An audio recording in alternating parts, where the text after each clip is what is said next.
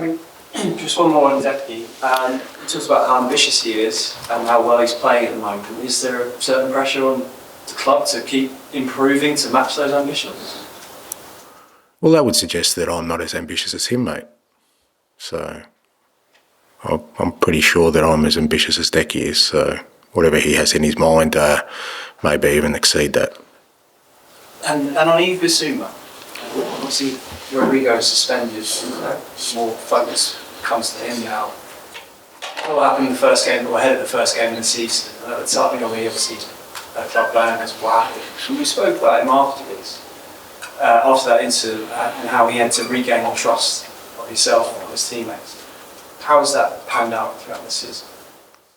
Yeah, no, Biss has been really good. I think he's playing some good football, really good football. He's really kind of,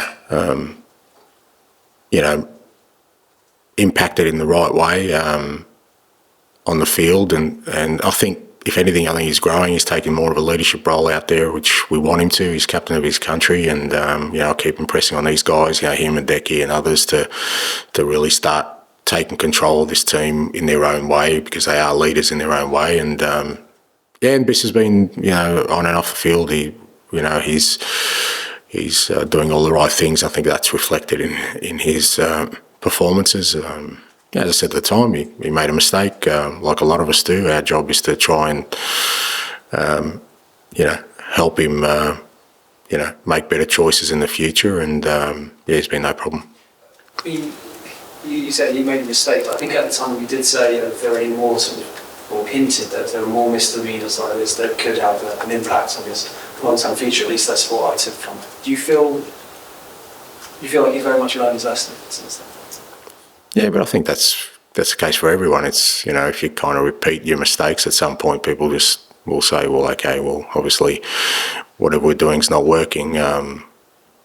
But I've never sensed with Biss that he's on some sort of last chance saloon. I think, like I said, it was disappointing what he did, and we kind of addressed that and some other issues. And, as I said, with all these things, our role in that is then to help him, not to just sort of isolate him and let him find his own way, but to try and assist him to get to a better place, to make better choices, and he has. Dave. Hi, Ange. I wanted to ask you about Maddison. He gave a lovely interview after the City game, and he basically talked about his self-belief.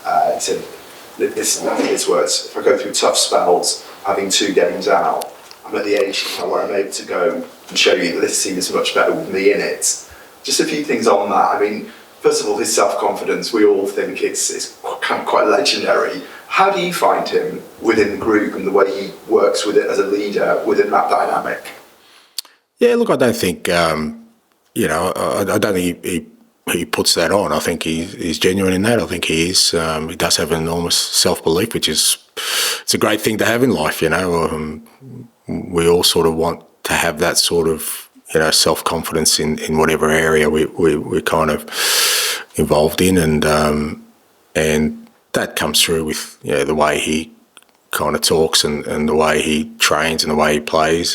He wants to be the catalyst for things, and it's good because it's a good mix in terms of our leadership. But again, the challenge for Maddison and for all these guys is to kind of turn that into a sort of a positive force where the team benefits as much as he does individually, and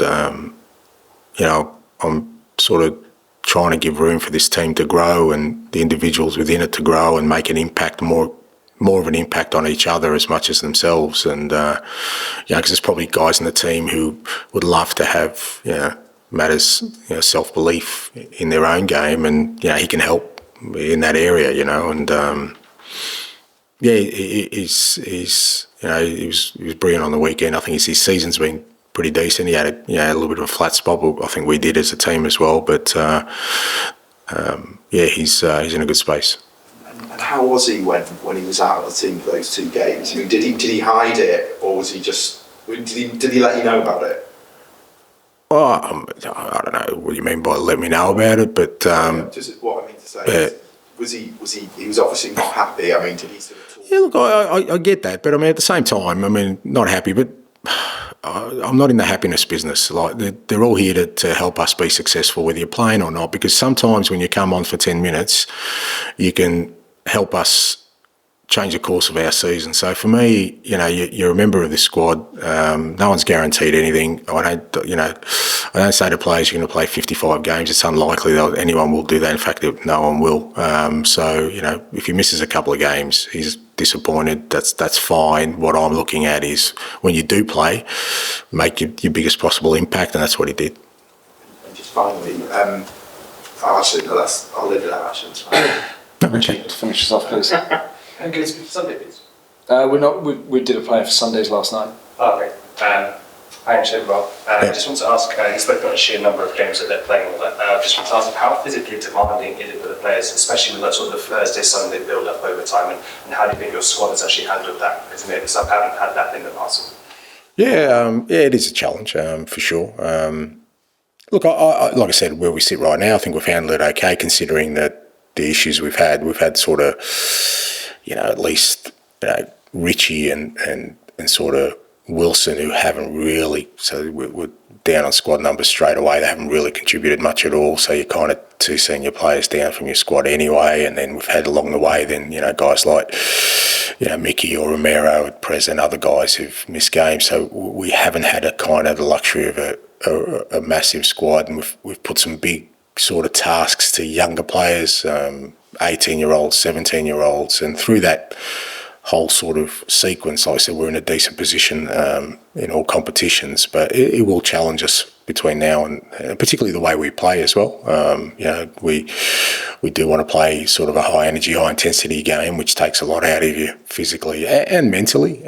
So all these kind of things are the challenges we've got to face. And I think particularly, like I said, this period now between now and sort of Christmas, when hopefully we'll get a couple of players back, but we're not going to have a massive change in squad numbers. We're going to have to be really careful how we kind of manage the team through that and kind of the loads of the players to make sure that we can, like I said, be in a good space come the new year to sort of challenge in the competitions we're in. This is probably opening a can of worms, and there are multiple teams in this sort of situation, but do you wish it could maybe be a slight tweak in the schedule so that it could be a Thursday to a Monday, and how much difference do you think that makes? No, I don't think that makes sort of too much of a difference, to be honest, a day here or there, because it'll kind of back up somewhere along the way.